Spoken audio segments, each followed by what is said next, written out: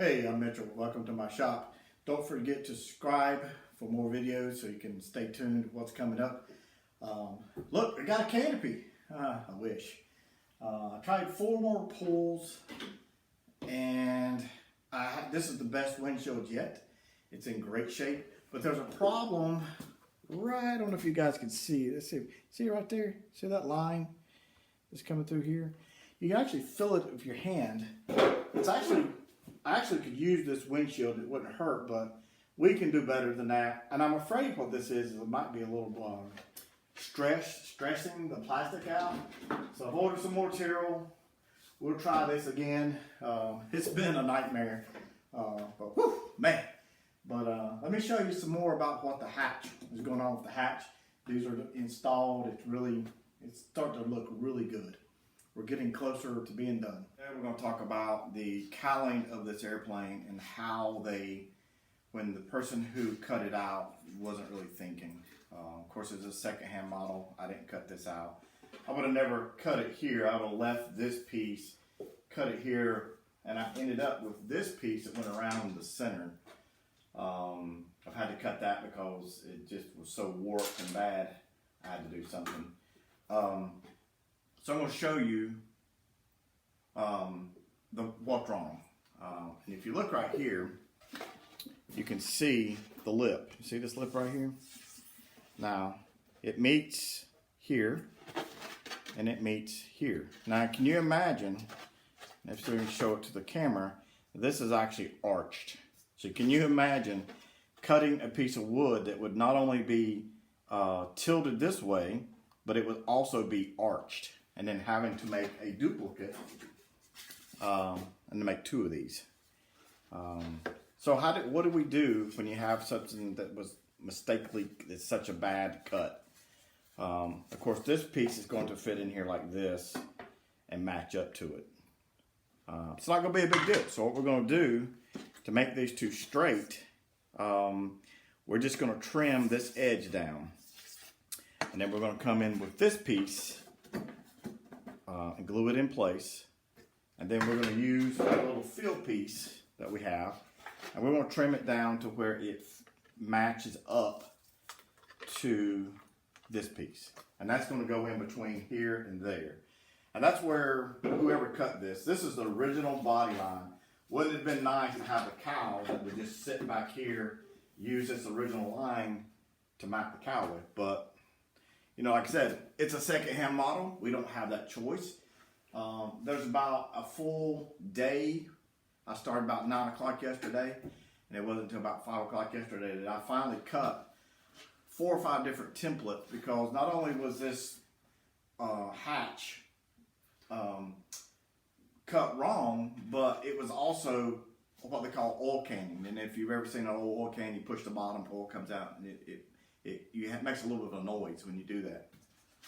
Well, this was doing the same thing. It was caving in, and I would push my finger back through the bottom and it popped back up. Well, that doesn't do good for a paint or alignment or anything. So I had to really work and get this done.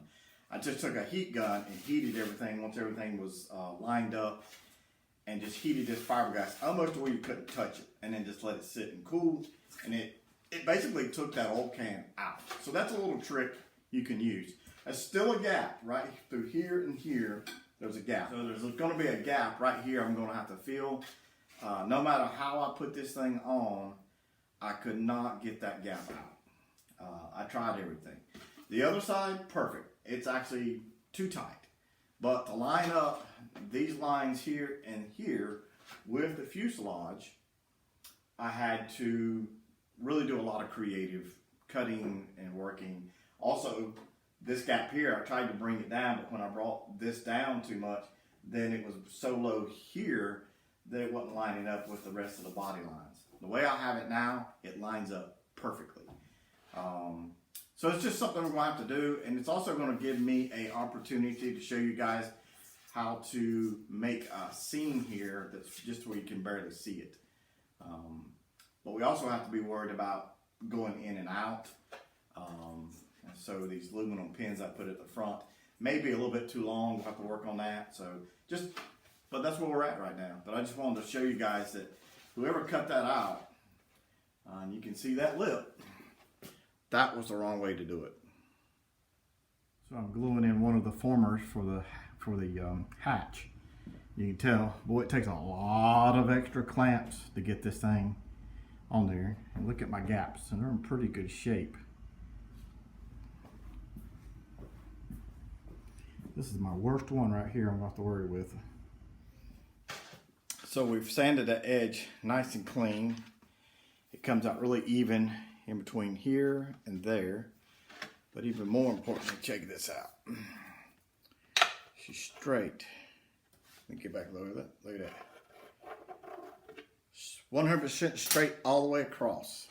You can't ask for any better than that. Looks very good. So we're going to have a nice clean edge to work from. So I'm putting in this hatch, and I'm using these business cards when I'm gluing in this piece of wood right here to get my thickness. That's how close I like to have things. Just that little bit of a space is all I'm going to need. That way it doesn't put any pressure on the cowl, causing it, or I'm sorry, the hatch, causing the oil canning problem to come back. So we've got this piece glued in now. So check this out.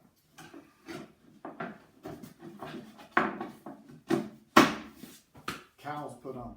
So I just thought I'd do a quick walkthrough. I've cleaned everything up with lacquer thinner. Got all the tape residue and everything off that was on the entire model. I've actually cleaned everything, so we get a good picture of what our finish is going to look like. I've purposely left this gap here because we're going to add some Bondo, and of course we have this gap we're going to do Bondo. This is the best side. The gap is very nice and clean. Looks great. And as we come back around to this side, this is my problem child. We're going to have to kind of fill in and do something with this. Not sure what we're going to do just yet. Now, I ordered a couple of different latches from DreamWorks. They've got these nice metal ones. I decided not to use the little tiny ones, and you go to a little bit more robust and bigger, heavy-duty latch, just because I'm going to be using this a lot. And let me show you what it looks like on the inside. As always, we've had this gap here.